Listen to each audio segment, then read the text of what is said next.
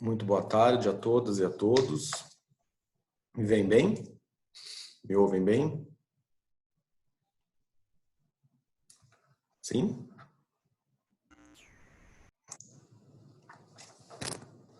Sim, tá, dá para ouvir, Rê. Legal.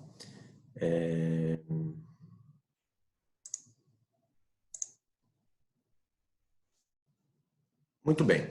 Então, vamos iniciar pontualmente, às 15 horas.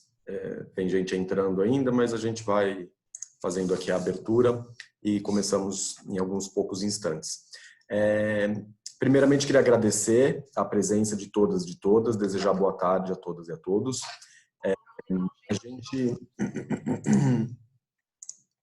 A gente já fez alguns webinars sobre essas alternativas, né, sobre as possibilidades, as alterações legislativas que a gente teve em virtude da pandemia. A gente veio fazendo desde que essa história começou. Então, conforme foram saindo as medidas provisórias, as alterações, a gente foi lançando webinars. E a ideia desse webinar de hoje, considerando que nos últimos dias houve uma interrupção, pelo menos uma paralisação das medidas, ou seja, a gente não tem aí nos últimos dias nenhuma medida nova, né? Então a ideia é a gente compilar e manter aqui num único webinar todas as informações principais sobre enfim, essas alternativas e os pontos que a gente tem, tá? Então, novamente agradeço a presença de todas e de todos. Para aqueles que eventualmente não me conhecem, meu nome é Renato, eu sou sócio responsável pela área trabalhista do escritório Lacaz Martins, Pereira Neto Gurevitch Joelho Advogados, sou professor de Direito do Trabalho da FMU, e é isso, tenho feito esse trabalho aí, fico à disposição de todos, tá? Eu vou fazer a explanação, vou compartilhar com vocês uma apresentação. Depois do webinar, essa apresentação vai estar disponível, a gente vai encaminhar por e-mail para todo mundo que participou. Quando vocês fizeram a inscrição, vocês colocaram lá o e-mail, a gente vai encaminhar nos e-mails de todo mundo que se inscreveu, tá? Perguntas, tem uma função aqui de chat, então você pode colocar ali, mesmo durante a minha apresentação, as suas perguntas, e eu vou responder ao final, tá bom? Para a gente se organizar o nosso tempo aqui, a ideia é a gente conseguir fazer isso em 1 hora, incluindo as perguntas e respostas, tá? Eventualmente, dependendo do número de perguntas, a gente pode extrapolar um pouquinho, mas a ideia é não passar muito de 4 horas, tá bom? Então, eu vou compartilhar aqui com vocês a apresentação para a gente começar.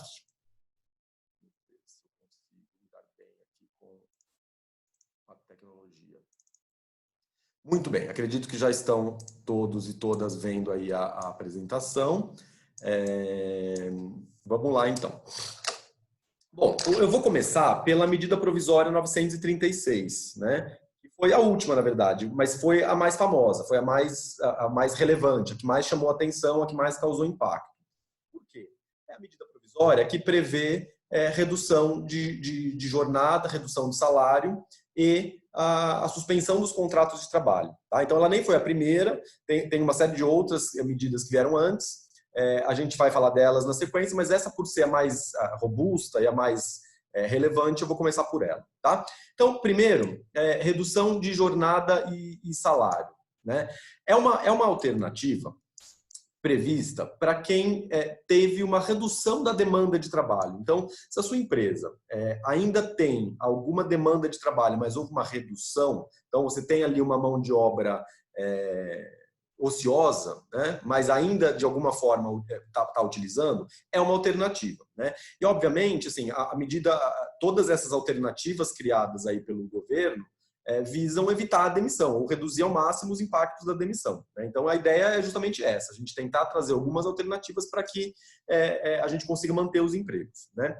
Então, redução de jornada e salário. Como assim? Reduz a quantidade, o volume de trabalho, o empregado trabalha menos e, consequentemente, também recebe menos. Então, há uma redução da jornada de trabalho, proporcionalmente uma redução do valor do salário. Né?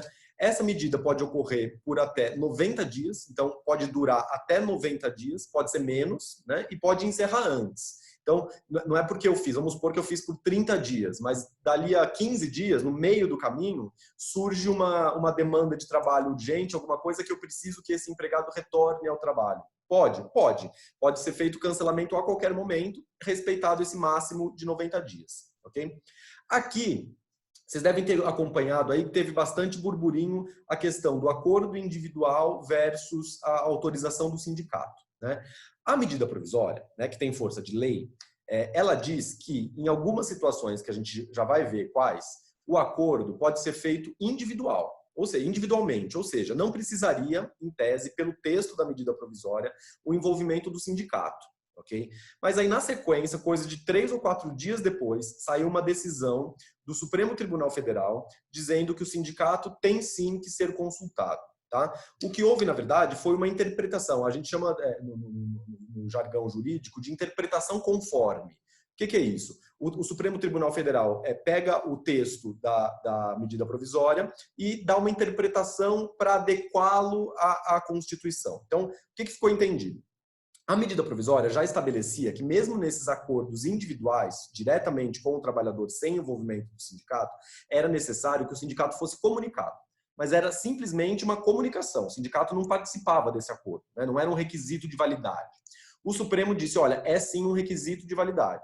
Né? Então, pode ser feito o acordo individual nas hipóteses em que a lei permite, a gente vai ver já quais são, mas nessas hipóteses e em todas as outras, o sindicato precisa ser comunicado em até 10 dias.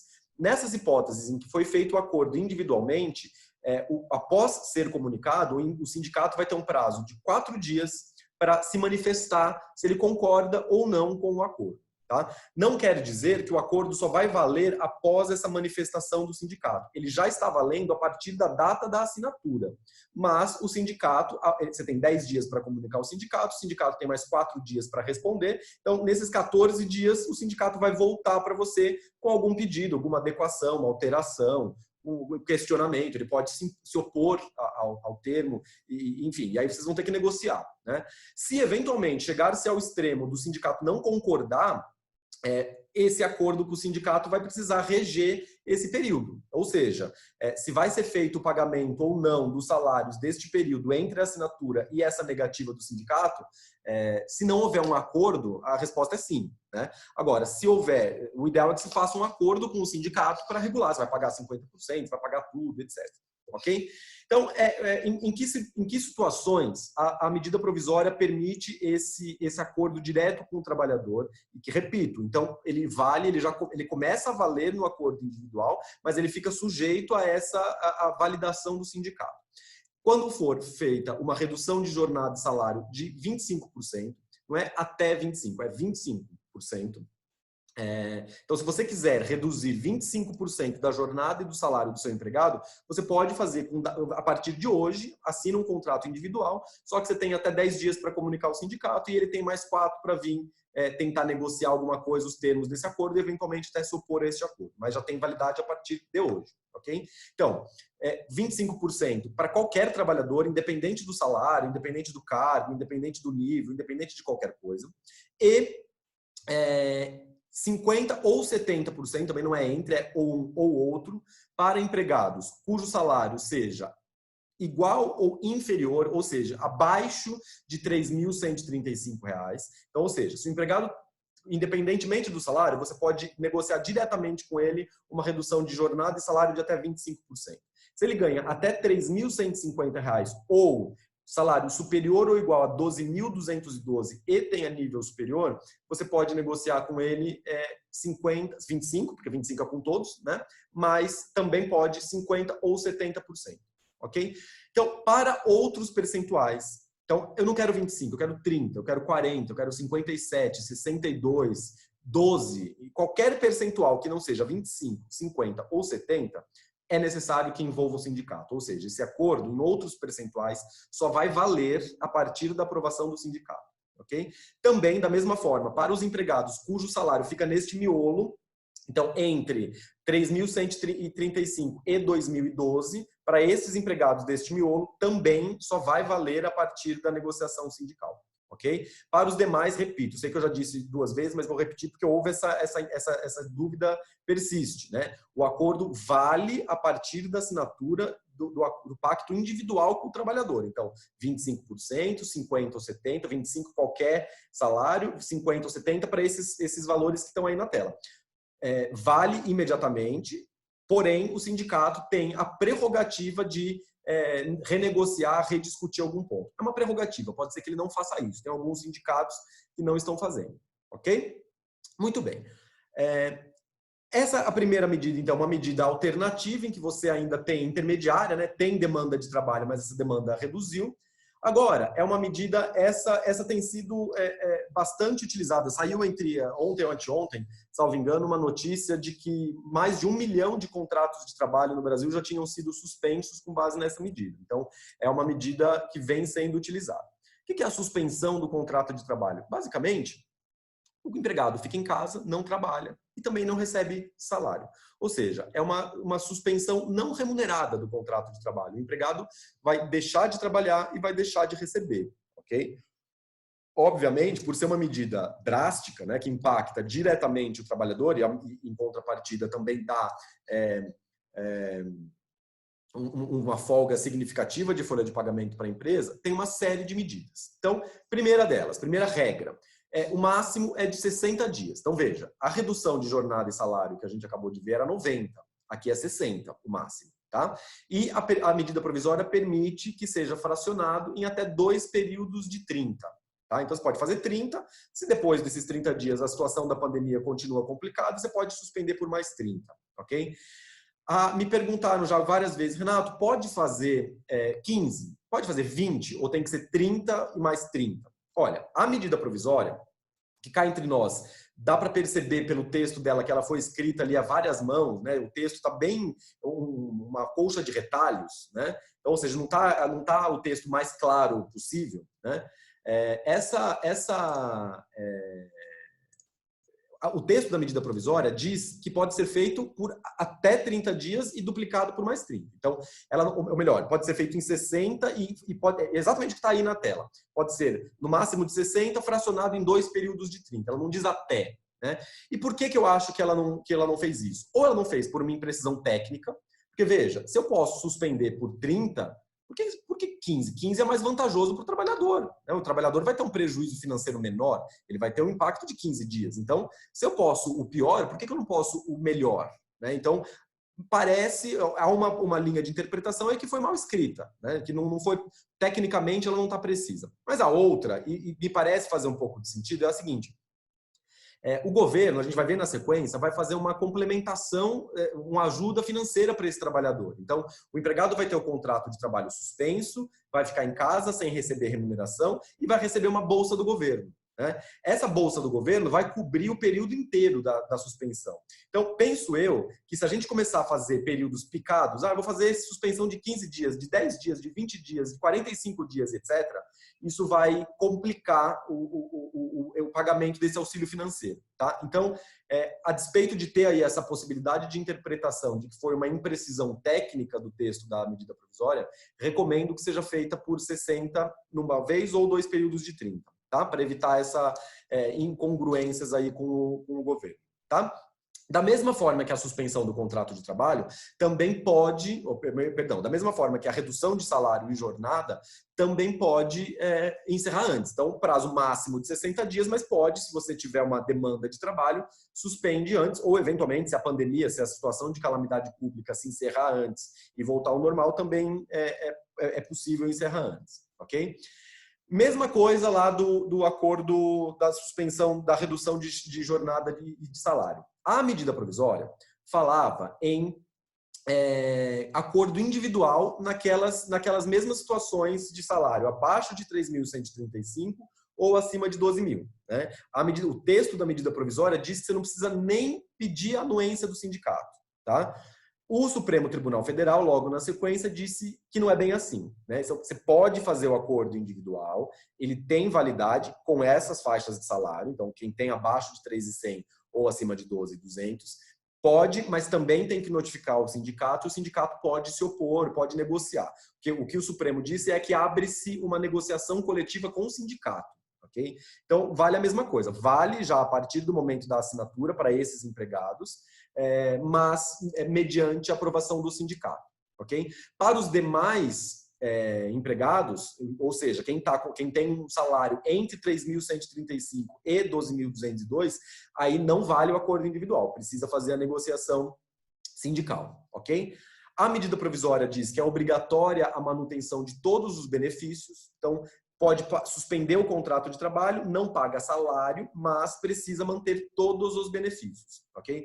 O único benefício que pode ser suspenso, e aí não é uma previsão da medida provisória, é uma previsão da própria lei, é o vale-transporte. Vale-transporte, quando o empregado não está trabalhando, não está utilizando o transporte público regular, pode suspender, tá? Mas isso já sempre pôde, nas férias você pode suspender, etc, ok? Muito bem. Como eu falei, tem uma ajuda compensatória do governo. O governo federal paga uma compensação para o trabalhador nas duas hipóteses. Tanto na redução de jornada e salário, que lembrando pode ser de 25%, 50% ou 70% do salário, como na suspensão do contrato de trabalho, que é o salário integral do trabalhador. Ok?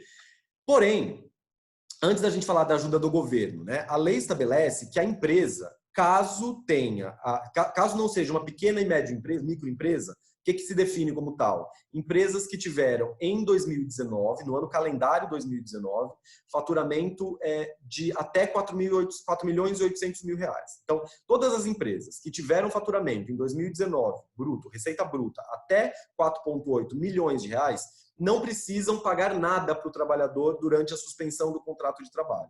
Como assim? Pode suspender sem pagar salário, zero. Não importa o salário do trabalhador. Se a gente fez diretamente com o empregado ou com a anuência do sindicato, está aprovado, salário zero, ok? Mas empresas que tiveram em 2019 uma receita bruta igual ou superior a 4.800.000 reais, essas empresas estão obrigadas a fazer o pagamento de uma ajuda compensatória de 30%.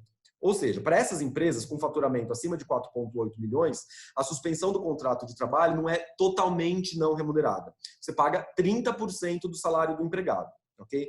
A boa notícia é que essa ajuda de 30% não tem natureza salarial. Se ela não tem natureza salarial, não tem imposto de renda, não tem contribuição previdenciária, não tem fundo de garantia, não tem insalubridade, periculosidade, nenhum adicional noturno, nada. É um valor líquido. Okay? Então, você vai pegar 30% do salário base desse trabalhador, que é o valor bruto, e vai pagar para ele líquido, isento de qualquer tributação, de qualquer encargo.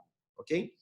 Para as empresas que tiveram faturamento abaixo de 4,8, é facultativo. Então, como eu disse, pode ser redução total do salário ou pode prever uma ajuda compensatória e o percentual. O valor dessa ajuda compensatória vai ser prevista no acordo sindical ou no acordo individual. Ok? A medida provisória estabelece um incentivo fiscal, um benefício, uma vantagem para as empresas que fizerem essa ajuda compensatória. As empresas que forem tributadas no lucro real podem abater da base de cálculo do imposto de renda da pessoa jurídica e da contribuição social sobre o lucro líquido o valor dessa indenização paga ao trabalhador. Ok? Uma pergunta que bastante gente tem me feito é a seguinte: no caso da redução de jornada e salário, então vamos supor, reduzir em 25%, continuo pagando 75% do salário do empregado, né? Ele reduziu 25%. Esses 75% são salário, então sobre este percentual, sobre este valor, continua incidindo todos os encargos, todos os tributos normalmente, ok? O que não vai ter encargos é se eu resolver pagar uma ajuda compensatória para esse empregado. Então, para compensar os 25% de redução ou para compensar a perda integral do salário por conta da suspensão do contrato de trabalho, essa ajuda compensatória não tem natureza salarial, ok? A medida provisória estabelece que, nesses casos de suspensão do contrato de trabalho, é vedada, então, assim, um puxão de orelha para que você não utilize isso de maneira fraudulenta, né, para evitar o pagamento de encargos. Né? Ou seja, se você mantiver um empregado trabalhando, mas formalmente simular a suspensão do contrato de trabalho, pode haver a autuação da empresa para pagamento da remuneração do salário, remuneração em encargos, né? Tributos e contribuição previdenciária, FGTS de todo o período, e também o acordo sindical pode prever uma penalidade, uma multa, alguma penalidade para a empresa, ok? Além dessa A medida provisória... Pronto. A medida provisória estabelece uma vantagem de garantia no emprego para o trabalhador que for afetado por essa medida. Ou seja, como contrapartida, contraprestação, como uma contraoferta, né, uma garantia para o trabalhador que teve a jornada de trabalho e o salário reduzido, ou teve o contrato de trabalho suspenso, este trabalhador não vai poder ser demitido, ok? Durante todo este período da suspensão ou redução e pelo mesmo período após. Então, se você fez por 30 dias, durante os 30 dias e mais 30. Você fez por 60, durante os 60 e mais 60. E assim sucessivamente. É o período que durou. Ah, Renato, e se eu acabei antes? Né? Porque eu posso chamar ele antes. É o período que durou. Se você colocou por 90 dias, mas na verdade durou 30, ele vai ter a estabilidade pelos 30 que durou, mais 30. Ok? Obviamente, exceto justa causa ou pedido do empregado, e se você demitir o trabalhador, se você não cumprir essa garantia no emprego, você vai ter que pagar um percentual que varia entre 50% e 100% dos salários que seriam devidos a esse trabalhador no período da estabilidade. Por que de 50% a 100%? Porque depende do impacto que o empregado teve com a medida lá atrás. Se foi uma medida de suspensão do contrato de trabalho, ele perdeu completamente o salário, você vai ter que pagar 100%. Agora, se foi uma medida de redução de jornada, em que ele teve uma perda de um percentual da jornada de trabalho, então você vai pagar um percentual que não vai chegar a 100%. Tá? Tem uma tabelinha na medida provisória. Ok? Muito bem. Se eu quiser fazer as duas coisas, olha, eu tenho demanda de trabalho, mas eu tenho um pouco, e aí depois, de repente, acabou a demanda. Então, eu posso reduzir a jornada e o salário e depois suspender o contrato, ou primeiro suspender, depois ele volta, mas eu reduzo? Pode. Você pode fazer um mix dessas duas medidas, tá? A única regra é que aí você não vai poder utilizar o prazo total, somar o prazo das duas. Então, relembrando, redução de jornada e salário, prazo máximo de 90, se feita só ela, e suspensão de contrato, prazo máximo de 60. Se você for usar as duas medidas, não vai ser 60 mais 90, vai ser um total de 90, somando as duas medidas, ok? Muito bem. E aí, como eu disse, o governo federal faz um pagamento, uma complementação de renda para o trabalhador para compensar essa perda que ele vai ter. Então, essa ajuda compensatória do governo, ela é devida e vai ser paga independentemente da compensação financeira que a empresa vai fazer. A gente viu que na suspensão do contrato de trabalho, empresas com faturamento acima de 4,8 milhões são obrigadas a fazer o pagamento de uma indenização de 30%. E outras empresas, e também na situação de redução de jornada, podem. Né? Então, em alguns casos é possível que se faça uma compensação, em outros casos é obrigatório. Né?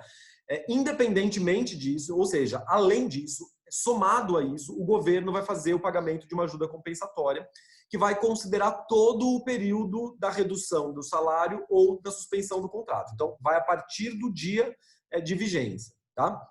Para que o governo possa fazer isso, você precisa informar o governo em até 10 dias da assinatura desse instrumento. Então, isso é importante, porque se você não informar, você vai ficar responsável pelo pagamento dos salários e dos encargos durante todo o período. É como se não valesse o acordo. Okay? Então, se você fizer um acordo de redução de jornada e salário ou um acordo de suspensão do contrato, mas não comunicar ao governo em até 10 dias, é como se esse acordo não tivesse existido. Tá? E aí está o site, o link para você fazer essa informação. É online, se preenche lá os dados e está tudo certo. Lembrando que no mesmo prazo de 10 dias, também precisa comunicar ao sindicato e naquelas situações em que a gente viu, o sindicato vai poder vir negociar com você. Né? Como eu falei, se você não fizer isso, vai ser considerado como se não tivesse feito a suspensão. Né?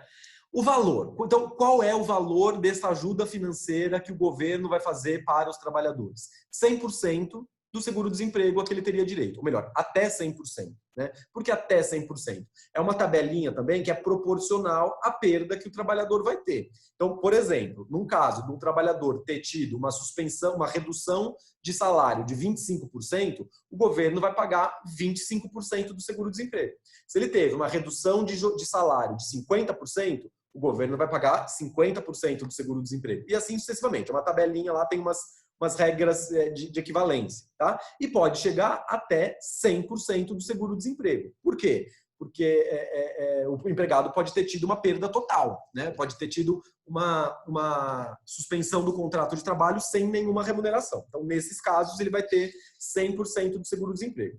Vejam que o seguro-desemprego tem um teto, né? Que é 1.810, se eu não me engano, 1.800 uns quebrados. Então, no melhor cenário, esse empregado vai ter uma compensação do governo de R$ 1.800, no melhor cenário, porque o seguro-desemprego também é proporcional ao valor do salário. Então, quem ganha um salário mínimo, ganha um salário mínimo de seguro-desemprego. E aí tem uma regrinha, quem ganha até tanto de seguro-desemprego. E quem ganha acima de um determinado nível, ganha o teto de 1.800 e pouco. Então, se você faz a redução de jornada e salário, ou a suspensão do contrato de trabalho de um empregado cujo salário é R$ 5.000, não significa que ele vai receber 5.000 do governo. Ele vai receber até 1.800 e pouco. Por que até? Porque o seguro-desemprego ainda tem regrinhas de número de parcelas. De acordo com o número de parcelas no tempo de suspensão, tem uma equivalência. Apesar que aqui, é bem lembrado até, eu ia falar uma imprecisão. A medida provisória diz que, né, para esta ajuda financeira, essas regrinhas não vão valer. Ou seja, ele vai receber o valor do seguro-desemprego, percentual aí de até 100%, de acordo com o impacto que ele teve no salário, enquanto durar essa suspensão, a redução, ok? E isso não exclui, apesar de estar sendo utilizada como referência o seguro-desemprego, isso não exclui o direito desse empregado vir a receber o seguro-desemprego quando ele for demitido lá na frente, se ele for demitido. Então, ou seja, não é uma antecipação do seguro-desemprego, é uma ajuda compensatória que está usando como mera referência o seguro-desemprego, ok? Muito bem. Agora, então assim, essas são os principais pontos que a gente teve na medida provisória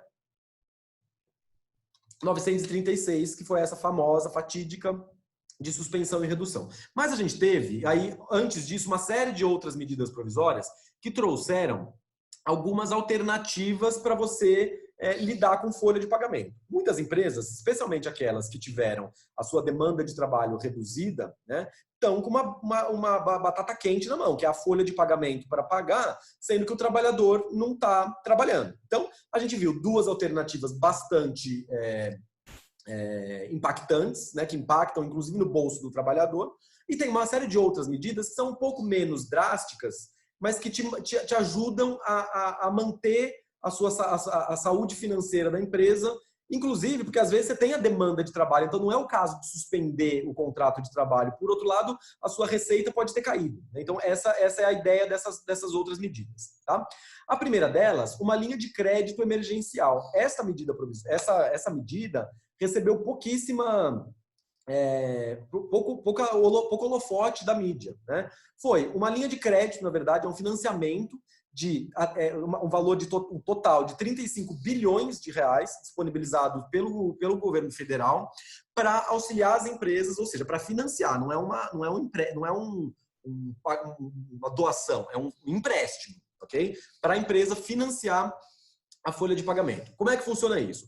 Não vale para qualquer empresa, vale apenas para empresas cuja receita bruta anual em 2019 tenha sido entre 360 mil reais e 10 milhões de reais, ok? E ela não vai financiar a integralidade da sua folha de pagamento, ela vai financiar até 2 salários mínimos por empregado por até 2 meses. Então, basicamente, para você ver o que você tem disponível nessa linha de crédito, se você tiver, a primeira coisa é ver, a sua empresa teve receita bruta neste valor, entre 360 mil e 10 milhões? Se sim, você precisa somar, multiplicar o valor de 2 salários mínimos pelo número de empregados e 2 meses. Então, o número de empregados vezes 2 salários mínimos vezes 2, porque é 2 folhas, 2 vezes isso que ele vai te financiar. Okay? Este é o valor do empréstimo que o governo federal está te oferecendo com essas condições, que são condições financeiras boas. Tá? Por isso que ele está te limitando também o crédito. Né? Para que você se beneficie, é só entrar em contato com o banco que faz a sua folha de pagamento. Né? A maioria dos bancos, os grandes bancos, Itaú, Bradesco, Santander, Caixa, todos eles se credenciaram para fazer isso. Então, basicamente, é entrar em contato com o seu gerente e pedir essa linha de crédito especial do governo federal. Tá? A contrapartida é que você não vai poder, se você se beneficiar, como eu falei, é uma linha de crédito favorável, benéfica, né? Condições interessantes para a sua empresa. A gente vai ver já os juros e tal. Então, em contrapartida, você se compromete a não demitir os seus empregados durante o financiamento e até 60 dias após o recebimento da última parcela. Né? Você vai receber aí duas parcelas de crédito da folha de pagamento, então em até 60 dias após o recebimento da última parcela, você não pode demitir. Ok? Aí as condições que eu disse são bastante vantajosas. Então, primeiro, essa linha de crédito está disponível até o dia 30 de junho. Ok? Além da data, então você tem uma data limite de 30 de junho, né? Porque você pode se valer desse crédito. O valor dos juros, como eu disse, bastante atrativo, 3,75% ao ano, né? Então é uma taxa de juros bastante atrativa, é difícil você encontrar financiamento em varejo, né? Você até consegue se tiver um bom relacionamento com o banco, se tiver lá a aplicação, etc. Mas no varejo é difícil essa linha de crédito. Pagamento em 36 parcelas, sendo a primeira parcela com carência de 6 meses. Ou seja, ele ainda te deu um fôlego de 6 meses para fazer o pagamento. Ok? Mas os juros vão capitalizar durante esse período desse fôlego. Né? E sujeito à análise de crédito. Também não é uma garantia de que você vai receber esse empréstimo. Tá? Muito bem. Além disso, outras medidas para te dar um fôlego com a sua folha de pagamento. Diferimento de encargos. Então, a gente tem algumas medidas que facilitam ali o seu fluxo de caixa com folha de pagamento. Primeira delas, diferimento e parcelamento do FGTS. Por que diferimento e parcelamento? Diferimento porque ele permitiu que você jogue lá para frente. Então, o que você pagaria de FGTS em abril, maio e junho, você não precisa pagar. Okay? Ele está te dando folga, ele está te financiando 8% da sua folha de pagamento, o governo federal está financiando sem juros. Por quê? Porque ele está permitindo que você jogue lá para frente, sem juros, sem multa, sem cargo, sem nada. Ok? Por que 8%? Porque 8% é a alíquota do FGTS. Tá? Então, 8% da sua folha de pagamento, ou seja, o FGTS de abril, maio, junho, você pode jogar lá para frente, por isso diferimento, e além disso, não é simplesmente jogar lá para frente, você vai parcelar. Então, o que você pagaria em 3 parcelas, abril, maio, junho, ele permite que você pague em 6. Ok? Então, vai pagar julho, agosto, setembro, outubro, novembro, dezembro. Tá? Então, ele te dá um fôlego, basicamente, para você pagar lá na frente sem juros, sem multa. Tá? Para isso, você precisa fazer uma adesão na GFIP, precisa informar no sistema até 20 de junho que você vai fazer. Se você não fizer essa comunicação, ele vai entender que você está em atraso. Tá? Não é automático. Outra medida que a gente teve também o diferimento. Então, aí não foi parcelamento, ele só permitiu que você jogasse para frente da contribuição previdenciária patronal e da contribuição de acidente do trabalho. Né? Então, a gente está falando aí de 20% até 23% da sua folha de pagamento. Né? De março, ao invés de pagar as contribuições de março e abril, que seriam pagas a de março você paga em abril, a de abril você paga em maio. Né? A contribuição previdenciária sempre paga no mês posterior ao mês de competência da folha. Então, as contribuições de competência de março e abril podem ser pagas no mês de agosto e outubro. Tá? Então, você vai pagar em agosto, não é na competência de agosto que paga em setembro. Né? Você vai pagar em agosto e em outubro. Tá? Então, ele te deu aí um fôlego. A de março você vai pagar em agosto e a de abril você vai pagar em outubro, junto com a de outubro. Né? Então, lá na frente você vai ter que ter fôlego para pagar as duas. Ok? Mas, de qualquer maneira, você ganha um respiro agora. E a terceira, essa daqui é mais vantajosa porque essa aqui realmente é uma redução. Tá? A gente tem as contribuições previdenciárias, elas basicamente são compostas de as contribuições pagas pelo empregador, né? Contribuição previdenciária patronal, que é 20%, e a de acidente do trabalho, que vai depender do grau de risco da sua empresa, 1%, 2% ou 3%. Então, a gente tem até 23%, que é essa que ele permitiu que você jogue lá para frente. Além disso, a gente tem mais, então, além dos 23, tem mais 4,5% a 5,8%. Então, por isso que a contribuição previdenciária patronal pode chegar até 28,8%. Né? É o 20% da patronal, mais 3% do acidente do trabalho e até 5,8% de terceiros, que é o sistema S. SESI, SENAI, SESC, FunRural, Fiesp, são o sistema S, né? Que a gente recolhe, contribui na folha de pagamento. O que ele fez aqui é um ganho, né? Porque ele não está simplesmente financiando e te jogando para frente, mas ele está te dando uma redução, desconto de 50% dessas contribuições. Tá? Então, você pode ter aí, vai depender, o percentual que você recolhe depende do enquadramento da sua empresa, mas você pode ter aí até quase 3% se você estiver no teto, né, você vai ter quase a metade de 5,8%, quase 3% de redução na sua folha de pagamento. Ok? Muito bem. Além disso, cadê? Aqui. Outra alternativa que a gente tem aí não tem exatamente a ver agora com folha de pagamento, mas é uma alternativa para você ganhar respiro financeiro. Essa medida, ela não saiu agora, ela não foi pensada agora por conta da pandemia, né? Substituição de depósito judicial por fiança bancária. Na verdade, isso é algo que já foi pensado em 2017, quando saiu aquela primeira reforma trabalhista do Michel Temer. Então, quando a CLT foi alterada lá naquela época, foi permitido já que as empresas, quando tem que fazer, para quem está acostumado com o contencioso, com o dia a dia das reclamações trabalhistas, né, para que as empresas possam recorrer de decisões na Justiça do Trabalho, elas precisam fazer um depósito em garantia do juízo, né, o que a gente chama de depósito recursal.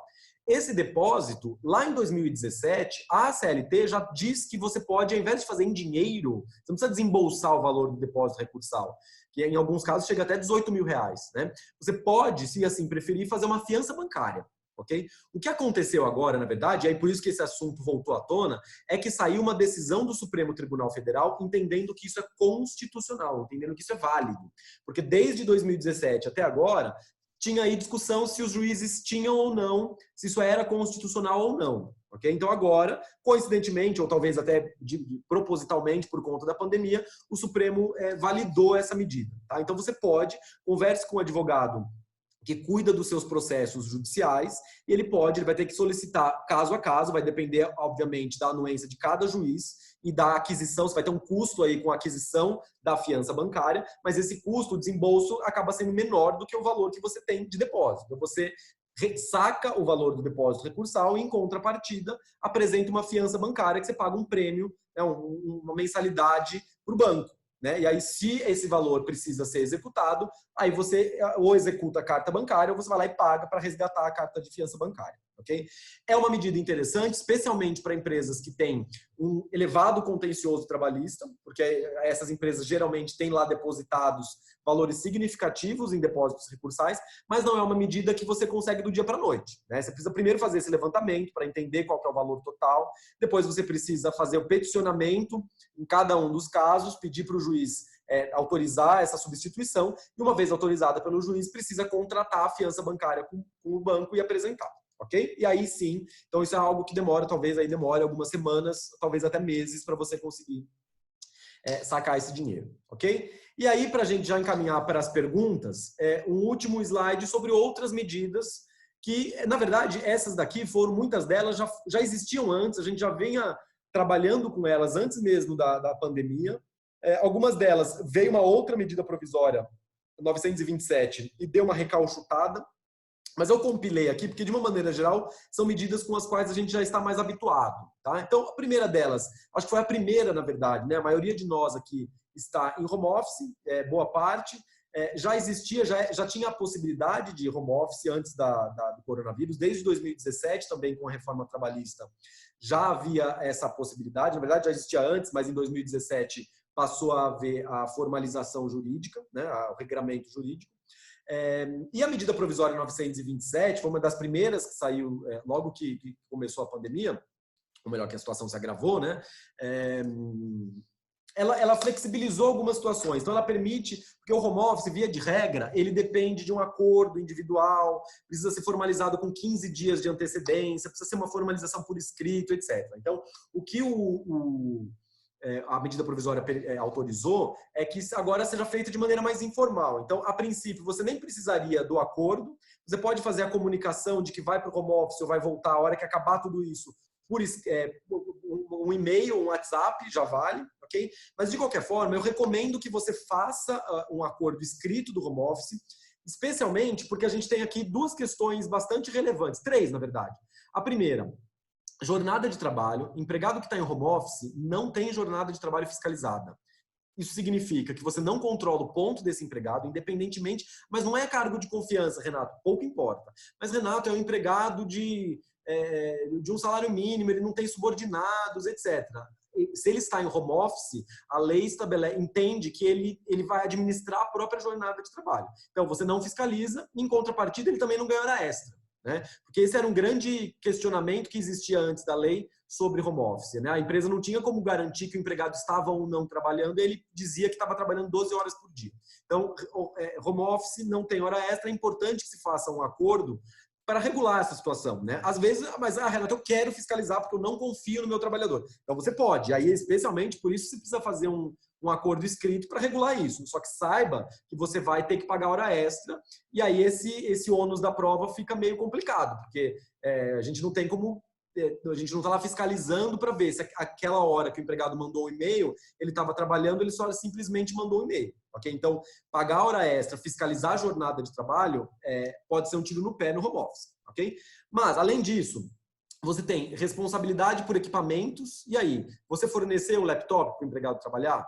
Você vai indenizar a internet ou a banda larga? Você vai pagar um pedaço da energia elétrica por ele estar utilizando? Ou você entende que isso é um custo marginal, que ele já tinha esse serviço contratado e, portanto, ele não está tendo nenhum prejuízo? Isso precisa estar escrito. Né? E o terceiro, que é bastante importante, eu tenho sofrido bastante as consequências disso, que é a ergonomia. Né? Eu lá no escritório tinha uma cadeira mais...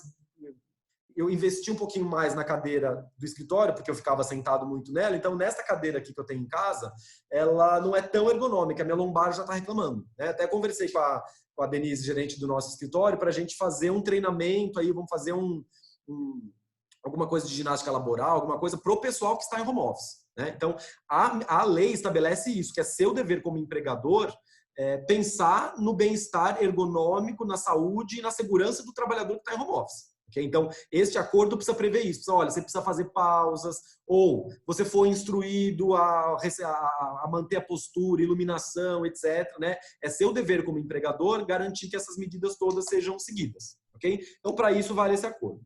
Antecipação de férias. Isso já era algo assim, sabe aquele empregado que pediu para tirar férias, mas ainda não tinha um período, não tinha um ano de empresa? Ah, mas eu já tinha uma viagem marcada. Né? O que a gente fazia? A gente faz isso na prática. Né? Só que a gente fazia meio com jeitinho brasileiro. Né? A gente deixava ele fazer a viagem, mas não formalizava férias. Né? E aí lá na frente, quando ele fazia um ano de empresa, a gente dava as férias, mas ele ficava trabalhando, porque ele já tirou as férias. Né? Então a gente fazia uma simulação, que não era a melhor das ideias, porque vamos supor que sofre um acidente do trabalho, por exemplo, nesse período que ele está de férias, mas está trabalhando, né? E aí? Então, agora a medida provisória permite que se antecipem férias. É conceder férias para quem não tem direito a férias. Então, você não precisa mais fazer a simulação, faz as férias fingidas. Né? Você dá férias para quem não tem direito de férias e lá na frente, quando ele completar um ano, completar 2 anos, não tem limite, você pode dar 2, 3 anos. Né? Lá na frente ele não vai tirar férias. Okay? Não é recomendável que você dê 3 anos, 4 anos, ou seja, põe lá 60 dias, 80, 90 dias de férias, porque e se esse empregado precisar ser demitido, se precisar demitir esse empregado menos de 3 anos, você talvez não consiga debitar esse valor das férias, né? Você deu de brinde. Né? A medida provisória não fala especificamente sobre isso, mas me parece que não seria o adequado debitar. Ok? Férias coletivas. Já era uma medida que já era dada pelas empresas. Muitos de vocês aqui já deram férias coletivas agora no começo da pandemia. O que a medida provisória fez foi permitir que você faça isso sem avisar o sindicato. Ok? E aqui o Supremo não botou o bedelho ainda. Então, a princípio, continua valendo. Você pode dar férias coletivas mediante simples comunicação individual. Ok? Essa daqui, é curioso que assim, as medidas, essa aqui foi na medida 927, lá em 1º de abril, né? Já faz uns 15 dias aí. Mas faz uns 2 dias, algum jornalista foi lá e leu isso, e aí pipocou em tudo quanto era notícia, né? Eu fui até ler, eu falei, nossa, mas será que saiu uma nova norma sobre isso? Porque eu lembrava já que tinha isso. E eu fui ver, não. Eles perceberam que já faz 15 dias que o governo percebeu, o governo permitiu que se antecipem feriados. Como assim? É assim, se eu não quiser colocar de férias, ou não quiser suspender o contrato, ou não dá para fazer home office, etc., o que eu faço?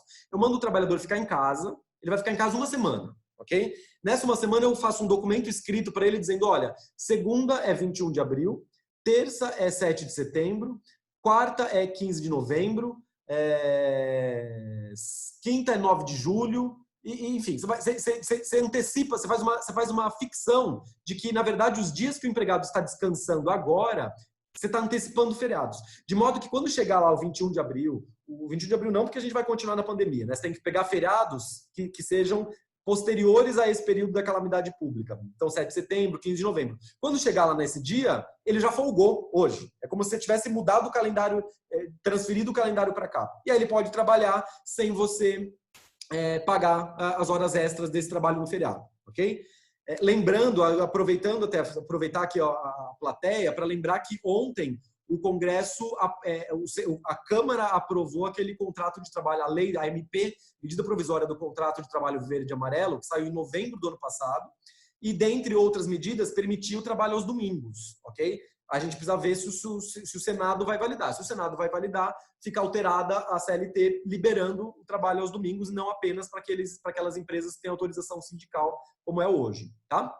E as duas últimas medidas, banco de horas, que já era uma medida que já existia, mas agora a gente tem a possibilidade de flexibilizar esse banco de horas em até 1 ano e meio, né? Então, antes, o banco de horas dependia de anuência do sindicato e só podia ser, as horas trabalhadas a menos só podiam ser compensadas em até 1 ano, ok? Agora, posso compensar em até 1 ano e meio, acordo escrito individual com o trabalhador.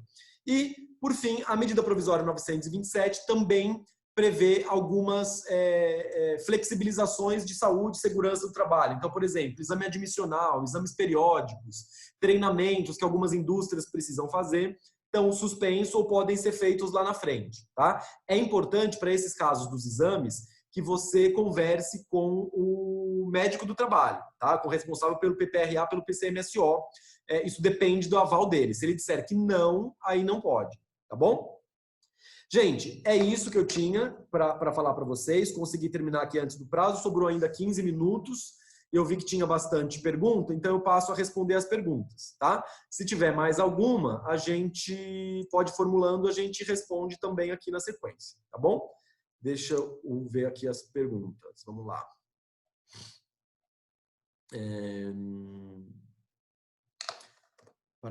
Renato, boa tarde. Como fazemos? Como fazemos para formalizar a comunicação ao sindicato para aprovação dos acordos individuais, considerando não se tratar de serviços essenciais e que alguns sindicatos estão fechados? Podemos encaminhar os acordos por e-mail, correio? Você sugere outra forma? É uma ótima pergunta, Alberto, e pertinente.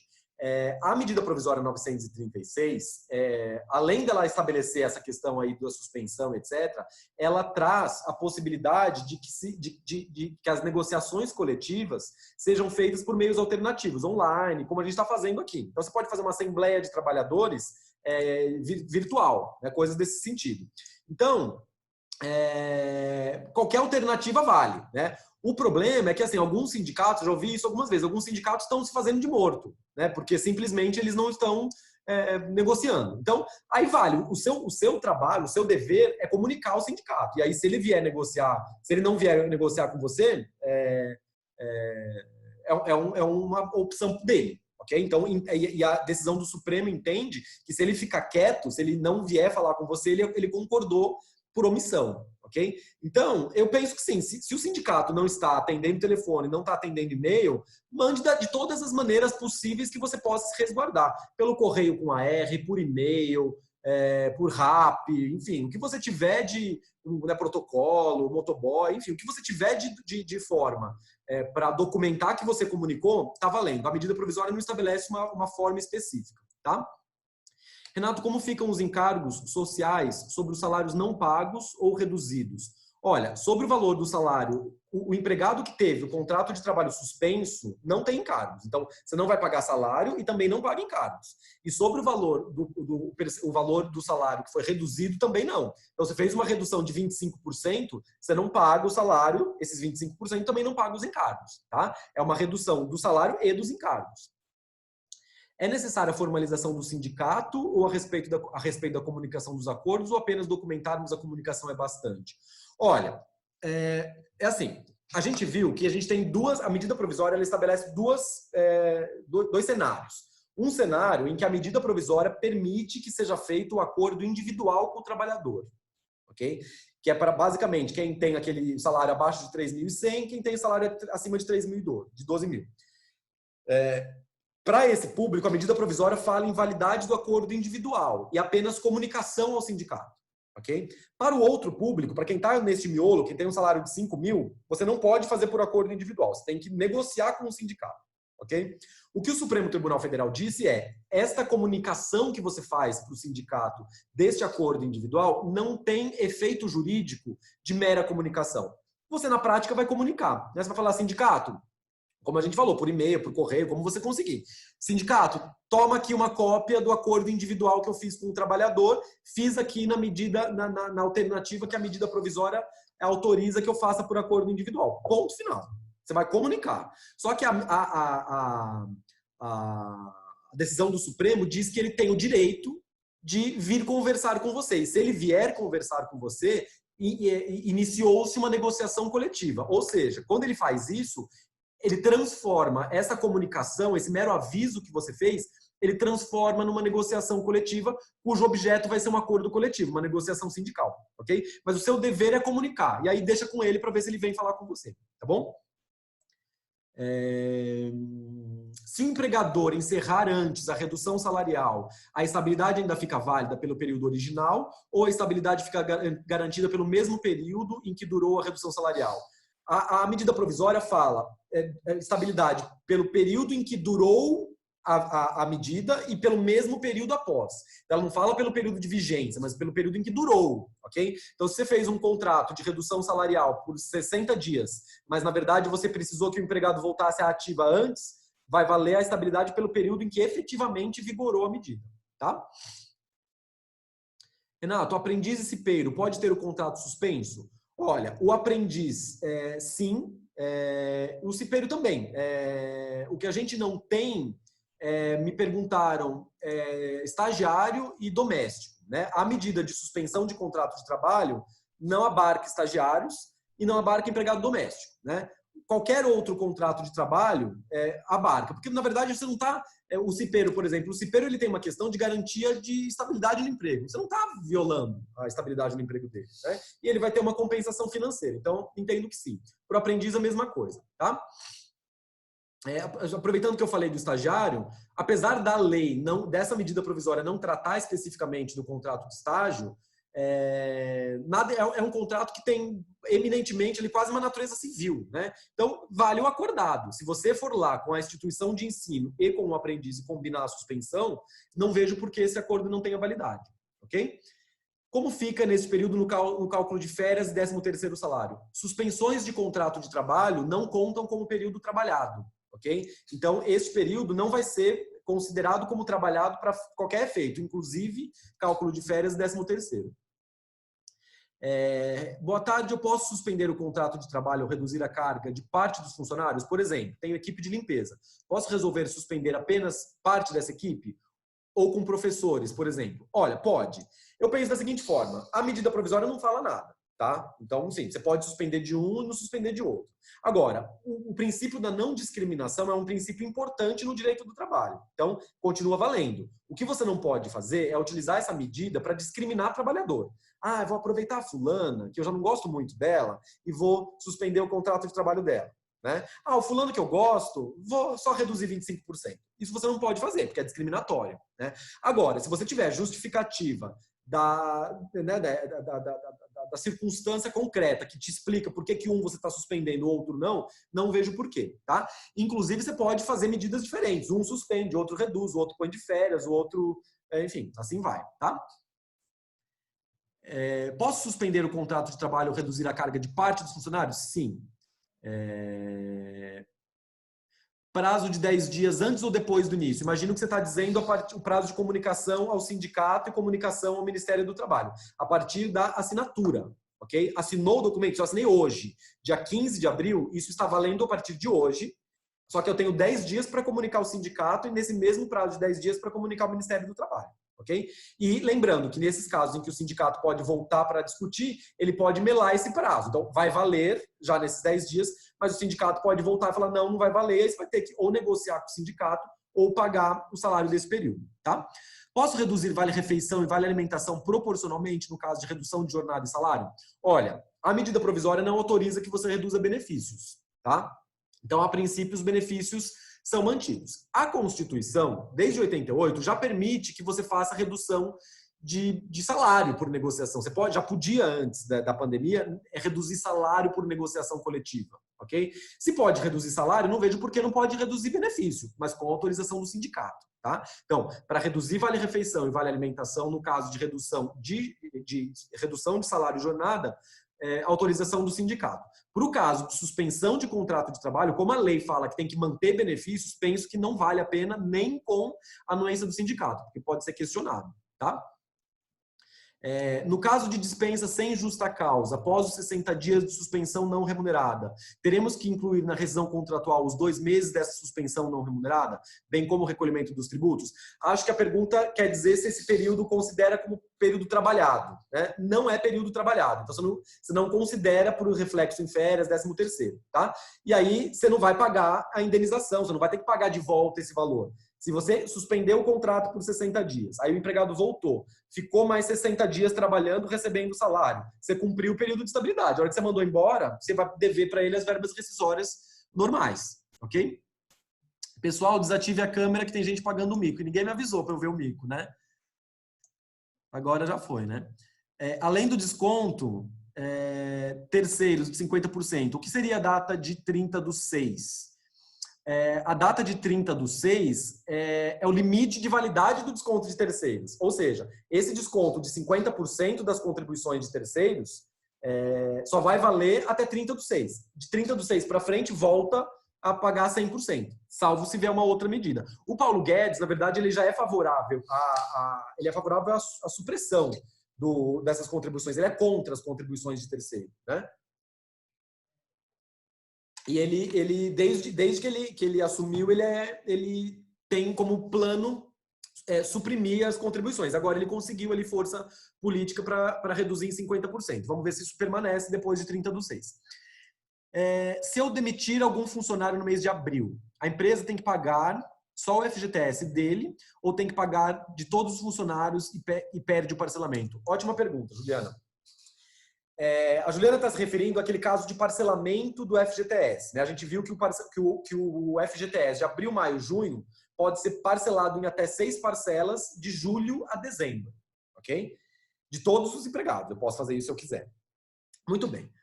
Se eu resolver demitir algum empregado neste período, então antes de dezembro eu resolver demitir algum empregado, o parcelamento com relação a este empregado foi cancelado. Então, o FGTS deste trabalhador que foi demitido, eu preciso recolher junto com as verbas rescisórias. Então, eu vence antecipadamente as parcelas. Só dele. As demais continuam valendo, tá? E eu pago junto, eu pago junto com as verbas rescisórias, sem multa, sem juros, sem nada, tá?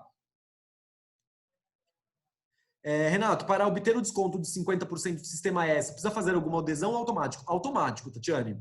Teoricamente, a sua empresa de folha de pagamento vai fazer isso e a própria GFIP, quando for fazer o cálculo das contribuições, teoricamente tem que fazer isso, tá? Se não tiver, converse com o contador, porque isso precisa ser automático. Se anteciparmos as férias, em que caso podemos postergar o pagamento de 1/3? Boa pergunta, eu esqueci de falar isso. A medida provisória, além dela permitir que se antecipe férias, ou seja, se conceda férias para quem não tem direito a férias, ela te deu um fôleguinho, né? Ela permite que as férias sejam pagas um pouquinho para frente.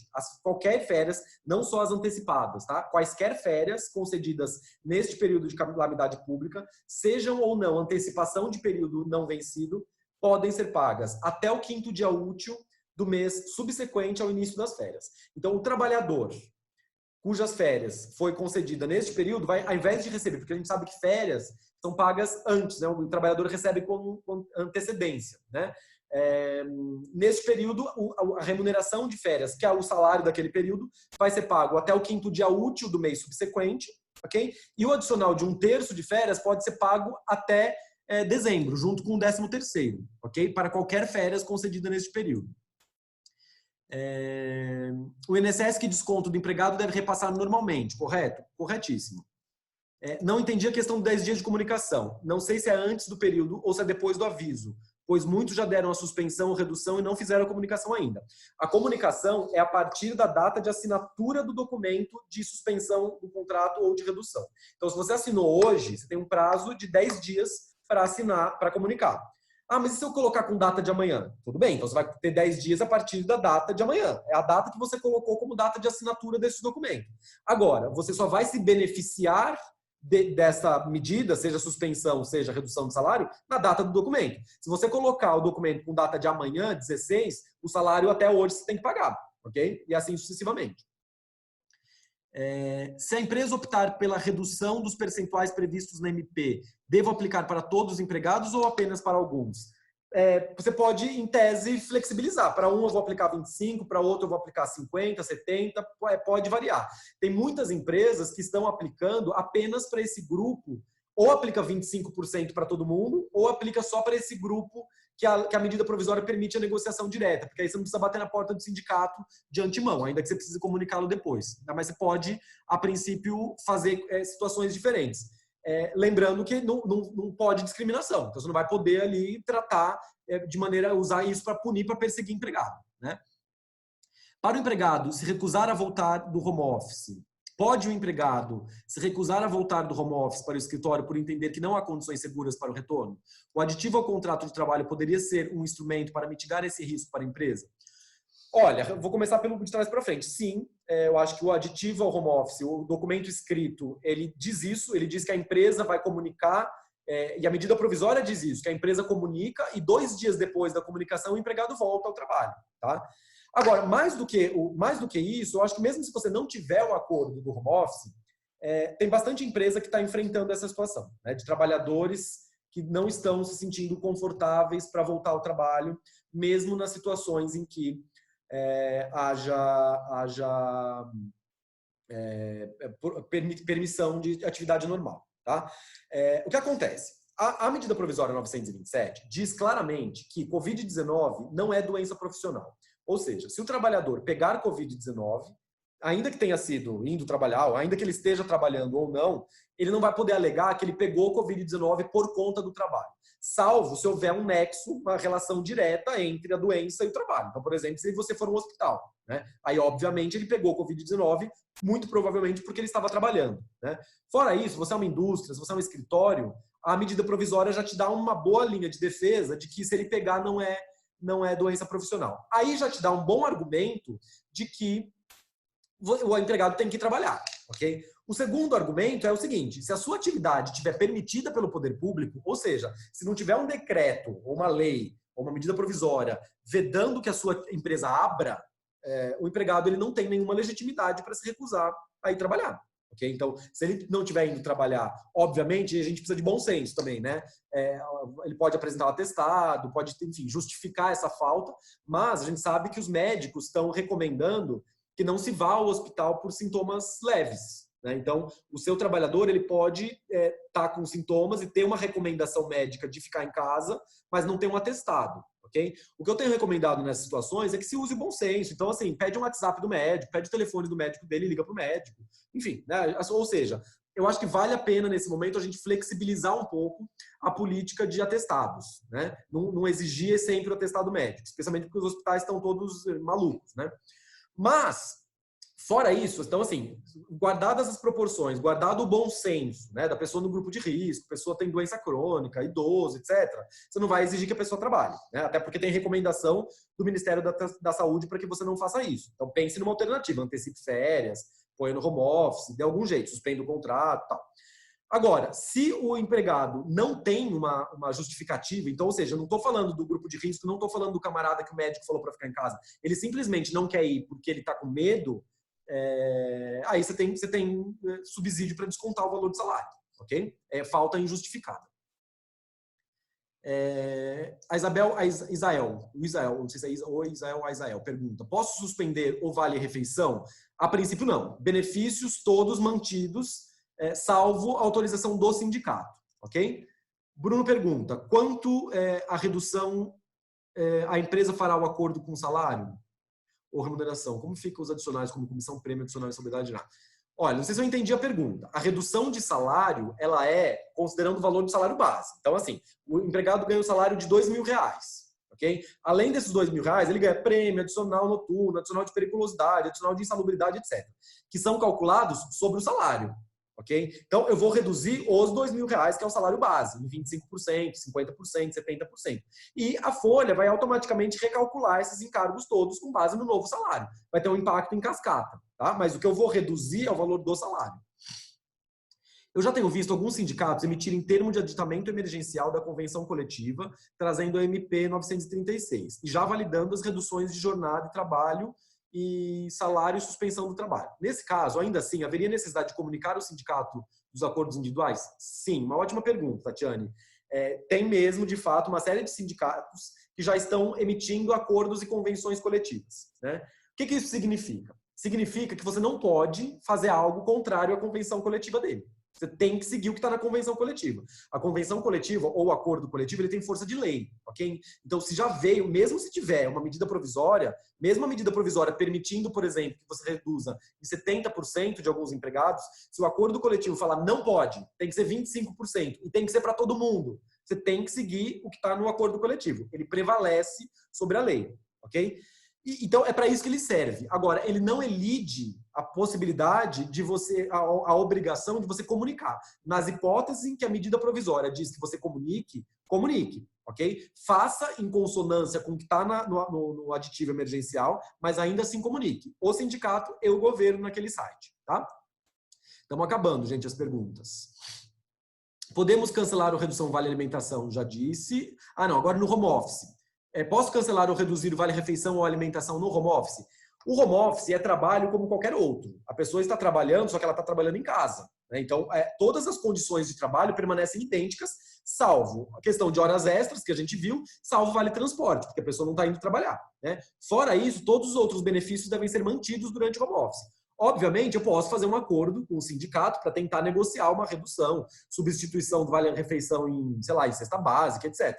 Mas as pessoas continuam se alimentando, pedindo iFood, etc. Então, os benefícios são mantidos. No caso de suspensão de contrato de trabalho, como proceder para aqueles que fazem refeição no local de trabalho? Faz necessário alguma ajuda compensatória? Olha, a princípio, você teria que manter o benefício. Agora, o ponto importante é o seguinte. O primeiro ponto você concede esse benefício porque é um benefício discricionário, você dá porque você quer, ou você concede esse benefício porque ele está previsto no acordo coletivo, né? Se ele está previsto no acordo coletivo, o ideal é que você converse com o sindicato, ok? Converse com o sindicato porque é um acordo sindical, você diz, sindicato, não consigo manter mais esse benefício porque eu estou trabalhando no home office, eu estou suspendendo o contrato. Então, como que a gente faz? E o sindicato vai regular isso.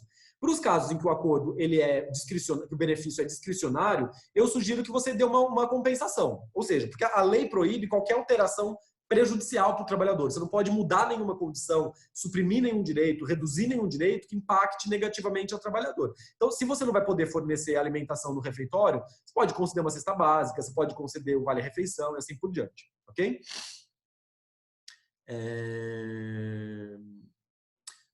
Parará. Aqui já foi. A empresa pode reduzir o salário em 25% e não comunicar ao sindicato, logo não teremos o auxílio complementar? Então, com a medida provisória e com a decisão do Supremo, você precisa notificar o sindicato. Então, assim, não é uma faculdade, tá? Você tem que notificar o sindicato, tá bom? E a observância desses percentuais, 25, 50, 70, é importante para que o empregado tenha a ajuda compensatória do governo, tá? Temos mais 3 perguntas, sei que já extrapolamos aqui alguns minutinhos, mas só 3 perguntinhas e a gente já encerra. O prazo para avisar o Ministério da Economia vai começar a contar da data do aviso ao funcionário ou da data da efetiva suspensão? Olha, a lei diz a partir da data do acordo. E diz que a suspensão vale a partir do acordo. Ok? Mas a ideia, o racional da lei é que você comunique a partir da efetiva suspensão. Então, por quê? Porque a partir dessa data da efetiva suspensão que o governo precisa pagar o auxílio. Então, ele precisa ter prazo para se organizar. Ok? Então, assim, se você assinou um acordo hoje, que você vai fazer a suspensão a partir do dia 20, em tese, você teria a partir do dia 20 para fazer essa comunicação. Tá? Esse desconto de 50% do Sistema S está valendo a partir da folha de 3? Não, ela vale a partir da folha de 4. porque a medida provisória saiu agora em abril. Renato, essa live ficará salva? Sim, a gente está gravando, vamos disponibilizar no YouTube. Então, logo a gente tenha o link, a gente encaminha para vocês, tá? Junto com os slides. E é isso, a pergunta da Kelly também é isso. Pessoal, se não tiverem mais perguntas, eu agradeço, então, novamente a presença, a participação de todas e de todos. Fico muito feliz de ver várias carinhas conhecidas aqui. É um prazer estar aqui com vocês, tá bom? Fico à disposição para qualquer dúvida, qualquer esclarecimento, qualquer opinião. Não concordo, vamos trocar ideia, porque eu também estou aprendendo com vocês, né? Isso aqui, assim, são medidas que saíram aqui faz 15 dias, 10 dias, uma semana, então a gente está aprendendo junto, tá? Então vamos trocar ideia. Uma última pergunta aqui do Alexandre. Acho que mudou o INSS, que o desconto do empregado repassa normalmente. Sim, a princípio sim, Alexandre. Eu vou dar uma confirmada. Depois, se for o caso, eu mando um e-mail para todo mundo para se tiver alguma alteração, tá bom? É isso, gente. Obrigado a todos e a todas. Estão aqui os meus contatos, fico à disposição, tá bom? Uma boa tarde para todos e para todas e saúde para todos nós. Se cuidem. Valeu.